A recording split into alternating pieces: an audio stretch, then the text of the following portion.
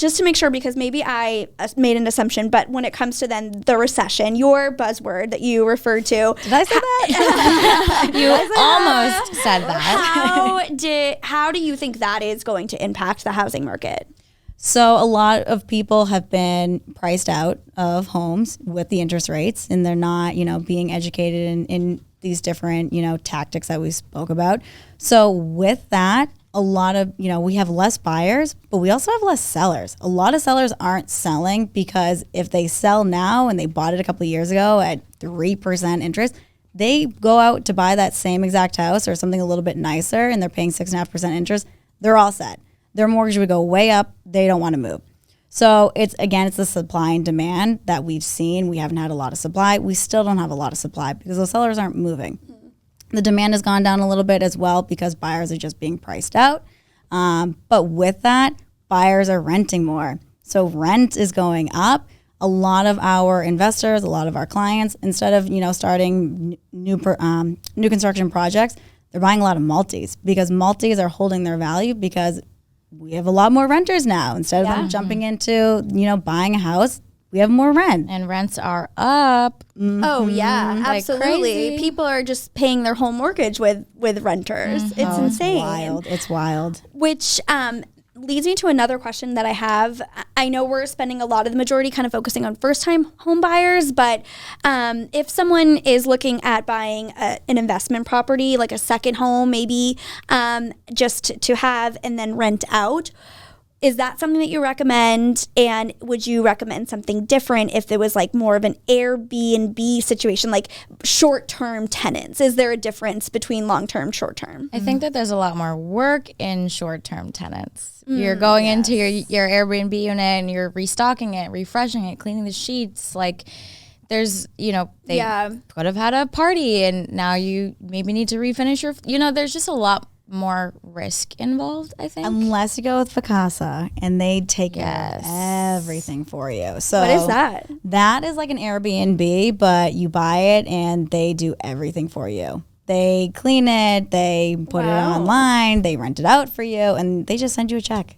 So there are options out there. That's cool. Options. Yeah, the long-term like renters, I think a lot more of the responsibility can then end up kind of falling on them. You sign a lease or some sort of agreement and you can kind of set your own terms. Or the short term, it's harder to like hold them responsible. Maybe you send the extra cleaning fee, but like really it's not. With Airbnb, if the tenants or the people who are renting it for that short term, if they mess it up, Airbnb covers it. I actually have a client who has a bunch of Airbnbs and he had rented it out to a prom night event and they completely trashed the place and Airbnb covered it. They covered the expenses. So they do cover that. Obviously you have insurance as well, but right.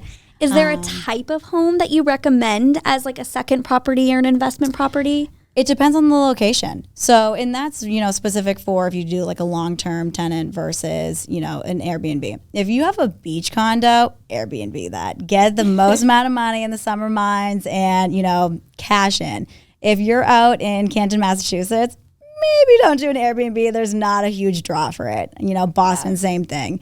So really location specific. And then also some towns don't allow Airbnbs. So making sure that Ooh, good to know. Making sure that you're not, and it's not just a one size fits all. I know Conway up in New Hampshire, we're in Massachusetts, but Conway doesn't allow Airbnbs anymore because so many people were coming up there and trashing the town that they're like, yeah, we're all set with that. We don't want it anymore. Conway said I'm all set. I'm all set. Conway has left the chat, the Airbnb chat. No more. Wow. Okay, so you're kind of getting to this. The classic, I feel like, real estate tagline: location, location, location. Yes. Mm-hmm. Are there certain towns in Massachusetts that you recommend are better to purchase in over others? Definitely anywhere in and around Boston. Yep. Boston Agreed. has been coined recession-proof. I don't know who said it first, but it's a thing between the hospitals and the colleges and the life science and all of the financial businesses that we have in Boston.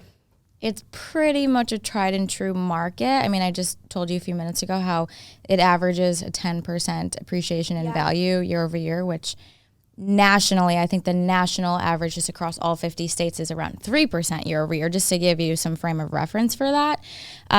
So anywhere in and around the city, I mean, you don't have to necessarily be buying a condo in Boston, a single family or a condo unit in Braintree near the train station that's commuter friendly could be just as good of an investment, as long as you're making sure that, you know, you want to vet the area, the neighborhood, you want to look at the comps. I mean, these are all things that if you have a great agent, they'll do all those things for you and make sure that you're making a good investment. Communicate your goals with your agent. You know, are you going to be here for the next 15 years? Are you going to be here short term? You know, that is very, that will help us gauge, okay, well, let's go to a Westwood or a Wellesley or you know, a town that will be great for when you have kids and hold its appreciation.